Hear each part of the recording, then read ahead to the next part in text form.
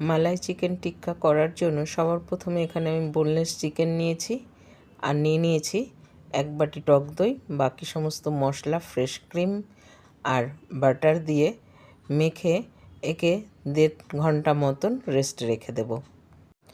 গরম মশলা, শুকনো লঙ্কা, পেঁয়াজ, পোস্ত, কাজু সব কিছুকে বাটারে খুব ভালো করে ফ্রাই করে একটা পেস্ট তৈরি করে রাখবো। আবার বাটার নিয়েছি। চিকেনগুলোকে এখন এক এক করে খুব ভালো করে ভেজে নিতে হবে। ভাজা হয়ে গেলে একে স্মোকি ফ্লেভার দিয়ে নেব, ঢাকা দিয়ে রাখলেই হয়ে যাবে। এখন ভিন্ন কড়াইতে বাটার নিয়ে তার মধ্যে আদা রসুনের পেস্টকে খুব ভালো করে ভেজে নিয়েছি। আর যে মশলাটা করেছিলাম ওই মশলাটা দিয়েও খুব ভালো করে কষিয়ে নিতে হবে।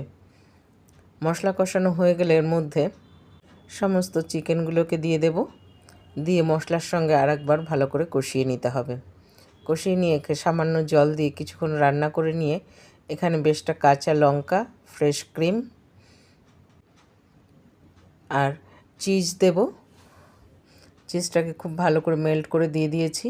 আর এখানে দিয়েছি ফ্রেশ ধনেপাতা, দিয়ে এটাকে কভার করে কিছুক্ষণ রেখে দেব।